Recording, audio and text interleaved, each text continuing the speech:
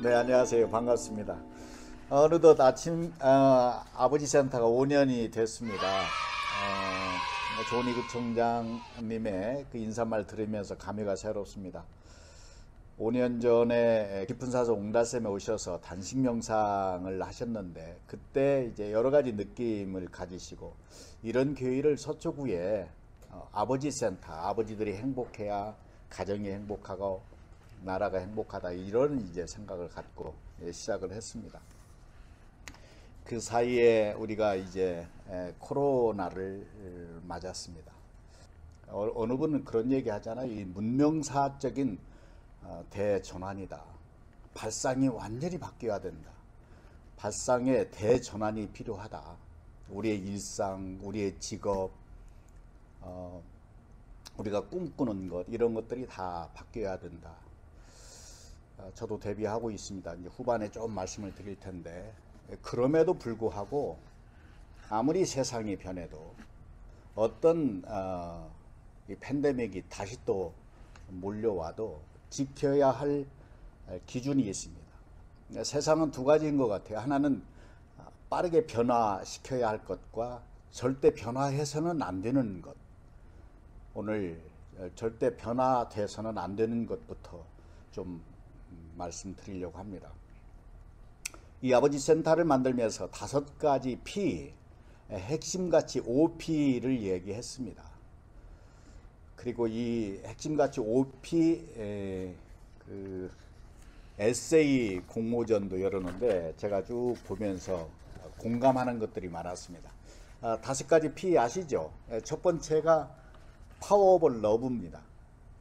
뭐 사랑인데 그 사랑의 힘, 특히 아버지 사랑의 힘입니다. 두 번째가 패션 오브 드림입니다. 꿈인데 그 꿈에 어떤 열정을 쏟아부냐에 따라서 꿈의 방향, 크기, 꿈은 또 유산이 될 수 있습니다. 오늘 그 아버지 역할 중에 하나가 꿈을 유산으로 물려주는 것이 아닐까, 이런 생각하고요.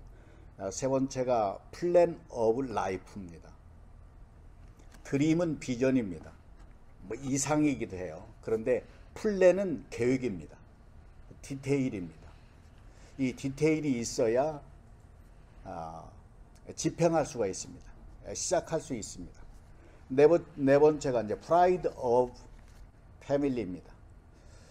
아버지가 중심이 돼서 그 가정에 자긍심, 자녀들에게 이 자긍심을 안겨주는 것만으로도 위대하다 생각합니다. 아버지가 남겨줄 수 있는 여러 가지가 있지만 불미한 일이 없이 인생을 마친 그 명예로움, 그분의 지위가 중요한 게 아니라 그분이 남기신 명예, 프라이드, 자긍심, 이게 정말 소중한 가치다, 이런 생각을 합니다. 마지막으로 이제 플레이 오브 조이입니다. 놀 줄 알아야 된다는 거죠. 노는 것을 보면 그분이 어떤 분인지, 어떤 취미를 갖고 있는지가 그분의 격을 설명해 주는 것이라 생각합니다. 오늘 제가 몇 분의 그 에세이를 좀, 다는 아니고요, 구절구절 좀 소개하겠습니다. 맨 처음 소개할 분이 심지훈 님이세요. 제목이 공부하는 아이와 독서하는 아버지라는 제목으로 에세이를 보내셨는데, 제가 미리 읽고 몇 부분을 좀 공유하겠습니다. 아버지가 돌아가신 지도 10년이 흘렀습니다. 10여 년이 흘렀습니다. 아버지의 갑작스러운 죽음은 우리 가족에게 큰 충격이었지만, 이제 내게 아버지는 늘 건강하고 자신만만한 젊은 날의 모습으로 기억에 남아있기도 해서 좋은 점도 있습니다. 내가 직장 생활한 지도 어느덧 20년이 다 되어간다. 대학을 졸업하고 전자회사에 다닐 때 어느 날은 아버지가 중국어 초급 교재를 사주셨다. 생산기지로서 중국의 매력도가 점점 커지고 있기 때문에 직장 생활하는 동안 중국어를 틈틈이 배워두면 큰 도움이 될 것이라는 말과 함께 말이다.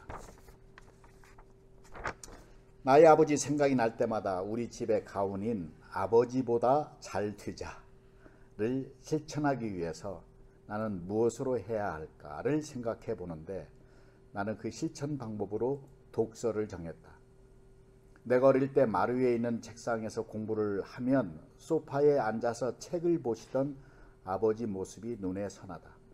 조금 버거운 목표일 수도 있겠지만 이틀에 한 권씩 읽기로 정하고 일주일에 두 번씩 구립 도서관에 가서 책을 잔뜩 빌린다. 저에게도 이런 추억이 있습니다. 뭐 돌아가시겠지만 저희 아버님 이제 시골교회 목사이셨는데 독서가였습니다. 아주 유명한 독서가였어요. 늘 책이 옆구리에 끼어 있고 그런 모습들을 기억하는 분들이 많습니다. 중학교 2학년 때 아놀드 토인비의 역사의 연구, 함석헌 선생이 쓰신 뜻으로 본 한국 역사, 그리고 징기스칸, 간디, 링컨 이런 분들의 자서전, 위인전을 주시면서 이 책 읽고 밑줄 그어라. 그리고 밑줄 긋는 법을 말씀해 주시고 독서 카드 쓰는 법을 가르쳐 주셨습니다. 그때는 정말 이제 고문이었고 힘든 것인데 그것이 오늘의 저를 만들었고 글을 쓰는 사람으로 만들고 고도원의 아침 편지 20년 계속할 수 있는 힘이 되었습니다. 제가 오늘부터 책을 한 권 읽지 않아도 앞으로도 한 20년 이상 아침 편지를 쓸 만큼 재료가 저장되어 있는 것은 중학교 2학년 때 책을 좋아하시던 아버지의 책 읽고 밑줄 긋는 법, 독서 카드 쓰는 법, 그거 가지고 표현하고 글 쓰고 하는 법을 가르쳐 주셨기 때문에 오늘 이 자리에 있게 됐습니다. 우리 그 심지훈님 아마 이 자리에 계시겠죠? 네, 감사합니다. 경험이 좀 비슷해서 소개하는 즐거움이 있습니다. 차강성님이 또 주셨는데 아버지보다 늙은 나 이런 제목입니다. 나는 올해 49살이 되었고 4개월만 지나면 나이 50에 지천명이 된다. 좋은 나이입니다. 지천명, 젊은 나이입니다. 아마 오늘 이 자리에 계신 분들은 이보다 이제 어리신 분도 많이 계시겠죠. 정말 좋은 나이입니다. 나이 들어보면 그것을 아시게 됩니다. 눈 한 번 지그시 감았다 뜬 것 같은데 하늘의 뜻을 알아 그에 순응한다는 나이라니 세월이 화살과 같다는 어르신들 말씀이 실감난다. 나는 42살이라는 숫자에 유독 민감했다. 무더위가 기성을 부리던 1989년 7월 아버지는 병마와 싸우시다 젊디 젊은 42살이라는 나이에 생때 같은 자식을 남기고 돌아가셨다. 그때 나는 고작 고등학교 1학년 17살이었다. 17살의 아버지를 여인 아들의 모습을 생각합니다. 42살. 저는 72살입니다. 저희 아버님이 72살에 돌아가셨는데 이제 몇 년 안 남았죠. 아버지보다 좀 더 살 수 있다고 하면 그것도 저에게는 덤이겠구나, 선물이겠구나 이런 생각을 하게 됩니다. 삶의 힘든 순간들마다 나는 아버지를 생각한다. 어린 아이들을 남겨놓고 눈을 감았던 부정을 생각하면 가슴속에서 애끓는 소용돌이가 울렁인다. 아버지라면 어땠을까? 라고 계속 되묻고 대입해 보다 보면 한 남자이기도 한 아버지의 인생이 참 애답고 서글프다. 더러는 그러잖아요. 아버지가 태살인 줄 알았는데 그렇지 않다. 아버지의 작은 어깨에서 슬픔도 느끼고 외로움도 느낀다. 그것을 아들이 알아줬을 때 부자간에 새로운 관계가 형성된다. 이런 얘기도 이제 하게 되는데 더 많이 사랑하고 표현하던 아버지로 기억되는 그 날까지 최선을 다해 내 삶을 소중히 여기며 감사히 살아갈 것이다. 그리고 코로나19라는 어려운 시대에 나처럼 힘을 내 치열하게 살고 있는 모든 아버지들에게도 힘내자고 감히 말하고 싶다. 차강수님 감사합니다. 제가 마지막으로 뭐 많이 주셨어요. 정말 감사합니다. 그 중에 이제 한 분만 더 소개하도록 하겠습니다. 이분도 이제 주부이신데 이지은님입니다. 패션 오브 아랑드롱. 아랑드롱을 아시는 분이 계실지 모르겠어요. 네.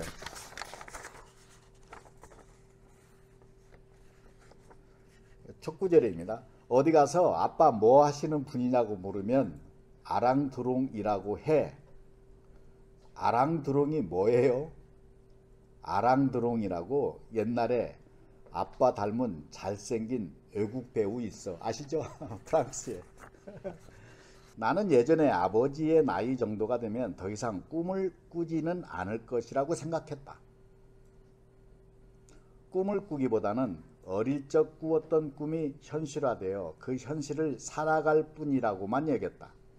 하지만 이번 일로 아버지에게도 이루고 싶은 꿈이 있다는 사실과 그 꿈을 실현시키기 위해 노력하신다는 것을 알게 되었다. 아버지의 열정은 미남 외국 배우 아랑드롱의 외모만큼이나 빛나고 있었음을 그런 아버지가 지금도 자랑스럽고 존경스럽다. 우리 이지연님 감사합니다. 자, 이 5가지 P 다시 말씀드리죠. 파워 오브 러브입니다. 패션 오브 드림입니다. 플랜 오브 라이프입니다. 프라이드 오브 패밀리입니다. 그리고 마지막으로 플레이 오브 조이입니다. 우리 안에 기쁨이 솟아나는. 그 기쁨이라고 하는 것은 좋아서 나오는 것도 기쁨인데 진짜 기쁨은 슬픈 일인데 아픈 일인데 불행인데 이것을 숙성시켜서 아버지의 입을 통해서 어머니의 입을 통해서 생각이 바뀌었을 때 그전까지는 슬픔이었고 아픔이었고 불행이었던 고난이었던 것들이 기쁨으로 올라올 때 진정한 의미의 기쁨이라고 할 수 있습니다. 그래서 어떻게 놀이로 바꾸고 삶으로 바꾸냐는 것이 오늘 아버지 나 5주년에 우리가 함께 모여서 생각할 수 있는 공유할 만한 가치라고 생각을 합니다. 그러면 위드 코로나 시대에 실질적으로 어떤 부분이 필요한가 라는 것입니다. 제가 요즘에 관심 갖는 것이 있습니다. 제 삶에 저도 이제 어느덧 7학년이 됐는데 남은 생에 관심을 가질 또 꿈을 함께 꿀 것이 무엇인가를 생각합니다. 그 중에 하나가 건강입니다. 그 다음에 두 번째가 교육입니다. 세 번째가 문화입니다. 여기까지 생각했는데 근래에 하나 더 추가했습니다. 과학기술입니다. 왜냐하면 메타버스니 O2O 얘기하잖아요. 온라인 투 오프라인, 오프라인 투 온라인. 이게 우리의 삶, 직업, 일과 연관되지 않으면 안 되기 때문에 이 공부 열심히 하고 있고 미래에 닥칠 세계를 공부하고 있습니다. 요즘 가장 관심 갖는 것들이 메타버스입니다. 자, 첫 번째 건강입니다. 건강은 뭐 제가 길게 말씀드리지 않겠습니다. 핵심입니다. 육체적인 건강, 정신적인 건강, 뭐 영적인 건강 이런 얘기를 해요. 먹는 것, 움직이는 것 다 연관되어 있죠. 그런데 매우 중요한 것이 정서의 건강입니다. 감정에 휘둘리지 않는 것. 이래야 위드 코로나 시대에 우리가 견뎌낼 수 있습니다. 근래에 두 분의 아버지 이야기를 좀 소개하려고 합니다. 한 분은 엊그제 만났습니다. 기업하시는 분이에요. 한때 좋은 아이디어로 기업을 일으켜서 어느 곳에 이 액수를 조금 제가 바꾸겠습니다. 그것도 좀 낮추는 거예요. 한 350억 정도의 그 가치로 어느 곳에 이제 매각을 하고 했던 분입니다. 아이디어예요, 아이디어. 그런데 돈이 다 아닙니다. 그 과정에서 이제 소진이 되고 번아웃이 오고 갈등이 생기고 그래서 울먹이면서 저에게 이제 고백을 하는데 그 고백 속에는 저의 경험도 좀 들어 있습니다. 저도 이제 그런 시절이 있었기 때문에 오늘 한강에 갈까 고층 빌딩에 올라갈까 저는 20대에 그것을 여러 번 겪었습니다. 긴급조치 구호로 제적이 되고 이력서를 받아주지 않는 광화문 거리를 걷는 청년이었을 때 그런 생각 많이 했어요. 그런데 그 과정이 있었기 때문에 저는 이제 마음이 좀 단단해진 편입니다. 이제 그런 생각 하진 않습니다. 근데 이분도 한강에 간 거예요. 한강에. 새벽 3시. 근데 놀라운 일이 벌어졌습니다. 이제 극단의 결심을 하고 이제 한강에 3시에 갔는데 자기보다 먼저 떨어진 분이 있는 거예요. 그래 깜짝 놀라서 신고한 거예요. 경찰이 나오고. 근데 나중에 묻더래요. 당신은 왜 새벽 3시에 왔느냐. 나도 먼저 떨어진 그 사람과 똑같은 생각을 가지고 왔는데 나보다 먼저 한강에 떨어진 그분의 모습을 보고 그냥 무의식적으로 신고를 했다. 그 얘기를 하면서 우리 삶에서 극단의 선택을 할 때 무엇이 기준이냐, 무엇이? 그분은 행운이죠. 아버지의 역할 중에 하나는 우리 삶에서 오는 여러 가지 극단의 상황에서 무엇을 기준으로 살고 있느냐가 매우 중요하지 않나. 아버지는 그렇게 갈 수 있지만 남겨진 자식들에게는 회복할 수 없는 불명예. 이런 분을 많이 만납니다. 지금 제일 가슴에 담고 말을 못하는 분이 극단의 선택을 한 아버지 어머니를 둔 자식들이죠. 엄청난 상처입니다.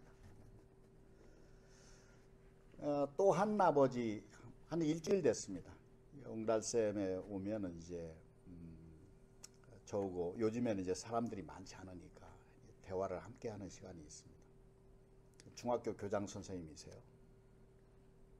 이제 어디에서 어디로 이동을 했다 하면서 이제 시골 그 학교에 발령을 받았는데 학생이 22명이래요. 교사는 14명. 원래는 300명까지 있던 중학교인데 22명으로 줄었습니다. 이게 한국의 농촌입니다. 보통 문제가 아닙니다. 중학교 학생들이 줄어들었습니다. 농사 짓는 사람들은 다 나이 드신 분들. 그런데 무슨 얘기를 하느냐. 당신이 중학교 교장이 돼 가는 과정에서 시골에서 겪는 것 중에 가장 아픈 것이 뭐냐. 아이들의 자살이라는 거예요. 통계조차 잡히지 않는 자살이 그분의 말씀으로는 많답니다. 그분의 말씀을 듣고 내가 너무 가슴이 아팠어요. 제가 드리는 답은 명상하시라는 것입니다. 조용한 시간. 깊고 길고 고요하고 가는 호흡 5번만 하면 내가 한강에 가려고 했던 마음이 사그라질 수 있습니다. 길고 깊고 고요하고 가는 호흡을 5번만 하면 가슴에서 이끌었던 불필요한 열정들 식힐 수가 있습니다. 극단의 선택을 막을 수가 있습니다. 5가지 이제 P에도 사랑. 뭐 때가 되면 내가 사랑하고 내 아버지의 큰 사랑을 보여줄 수 있겠지. 뒤로 미루면 안 됩니다. 바로 실행해야 돼요. 조금이라도 긍정적이다. 내 건강, 내 정서, 내 꿈과 연관된 거라면 바로 시작하셔라. 지금부터 디자인을 하십시오. 유산이 될 수 있습니다. 물려줄 수 있습니다. 다 이루시는 것 아닙니다.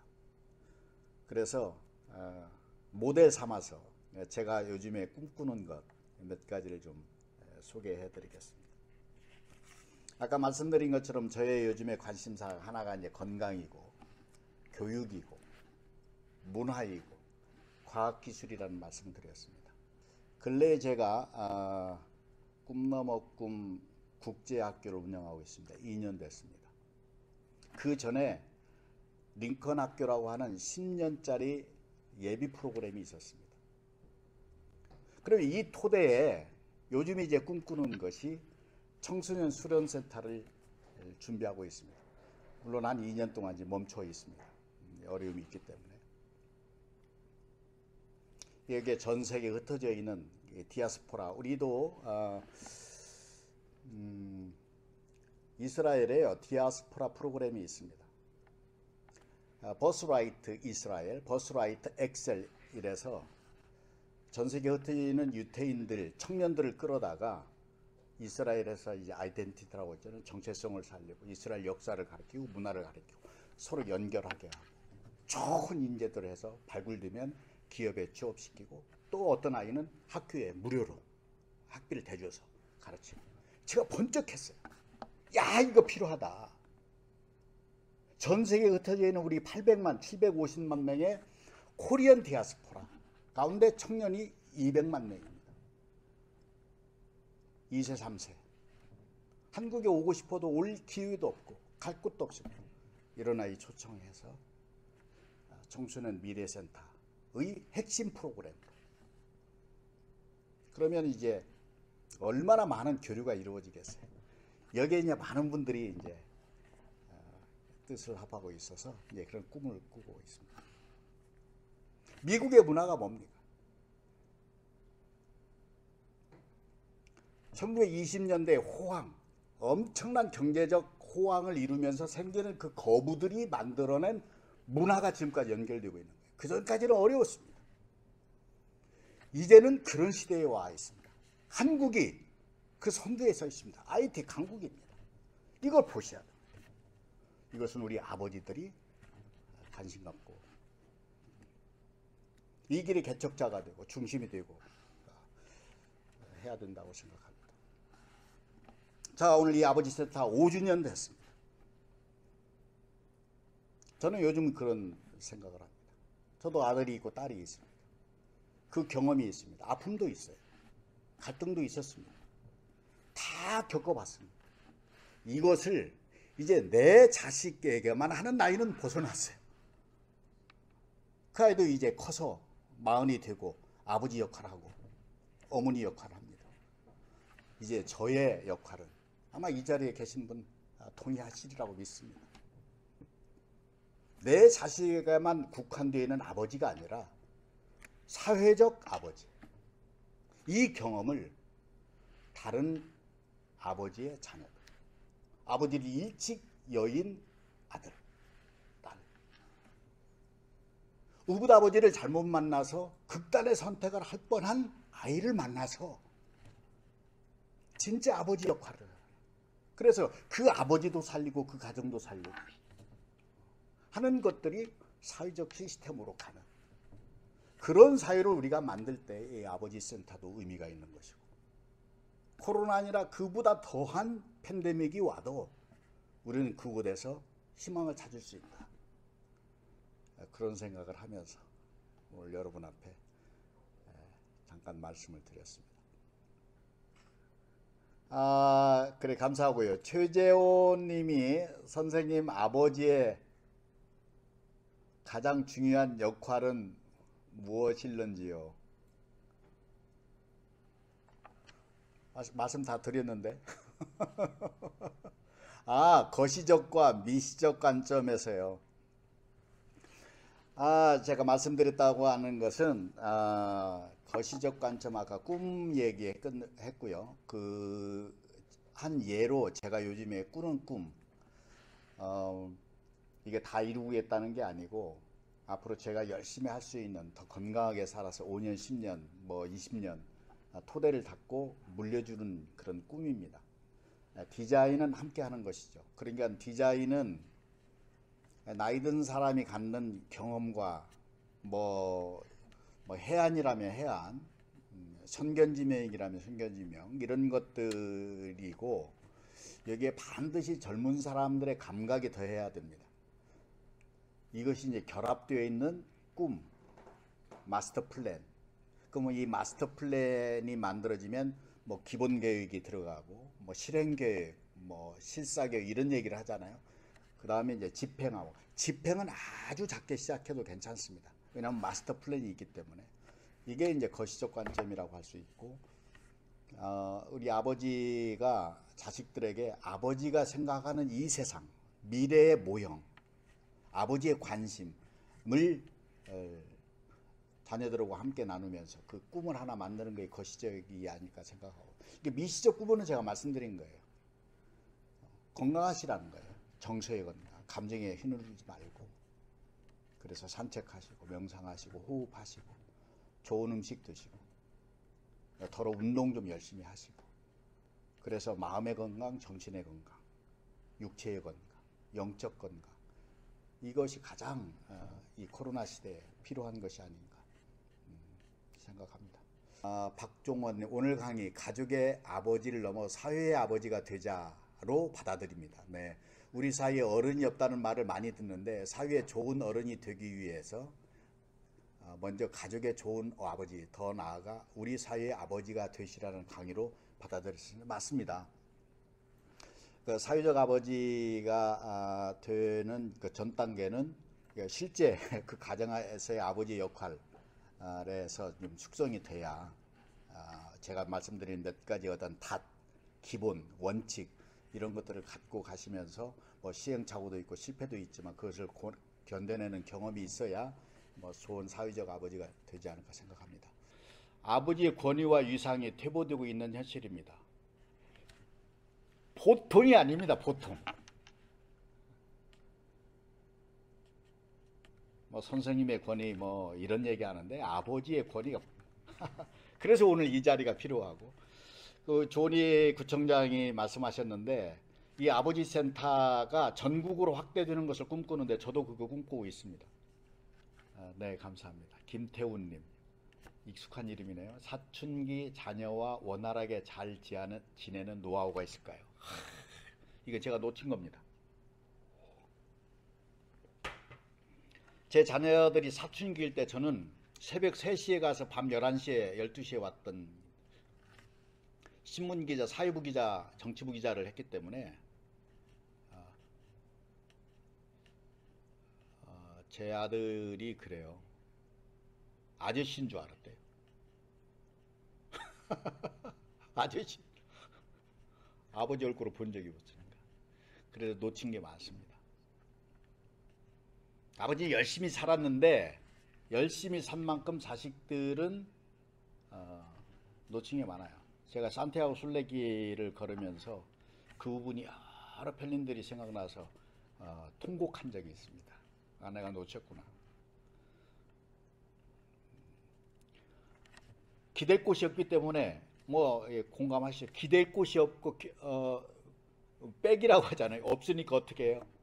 본인이 열심히 사는 길밖에 없습니다. 죽을 똥 살 똥 최선을 다할 수밖에 없어요. 가정을 등한히 할 수밖에 없었습니다. 그래서 제 자녀들의 사춘기를 지켜보지 못했습니다. 그 부분은 아쉽습니다. 요즘에는 이제 변화되고 있는데 아무리 바쁘셔서 사실도 좀 돌아보십시오. 요즘 청소년들 중 학교를 그만두고 사회 부적응을 하고 은둔하는 이들이 늘어나고 있습니다. 사회적 아버지도 필요한 시기입니다. 이 문제도 관심 가져주시길 부탁드립니다. 아주 작은 비영리 민간단체를 꾸리고 있습니다. 요즘에는 이제 그러니까 연대기적으로 1학년, 2학년, 3학년이 중요한 때가 아닙니다. 학교가 중요한 때가 아니에요. 쉴 수도 있습니다. 한 달 쉴 수도 있고, 한 학기 쉴 수도 있고, 1년 쉴 수도 있고. 그 네덜란드에 유급제도가 있는데 어제 아침 편지에도 제가 잠깐 소개했습니다. 유년, 그러니까 유치원에서 초등학교 들어갈 때 낙제제도가 있어요. 왜? 실력이 아니에요. 언어가 아닙니다. 공동체. 애들하고 뒤섞이는 부분에 미숙하면 낙제를 시키는 거예요. 그래서 우리도 그런 교육 방식을 한번 생각해 봐야 되지 않나. 그래서 사회적 부적응을 하고 은둔하는 아이들은 좀 쉬게, 그런 아이에게 맞는 어떤 놀이, 공부가 아닌 놀았는데 뒤따라오는 그런 방식을 우리 연구해 볼 필요가 있다, 이렇게 생각합니다. 네, 오늘 감사합니다. 함께 인사할까요? 사랑합니다. 감사합니다. 네, 마치겠습니다. 경청해 주셔서 감사합니다. 네, 고맙습니다.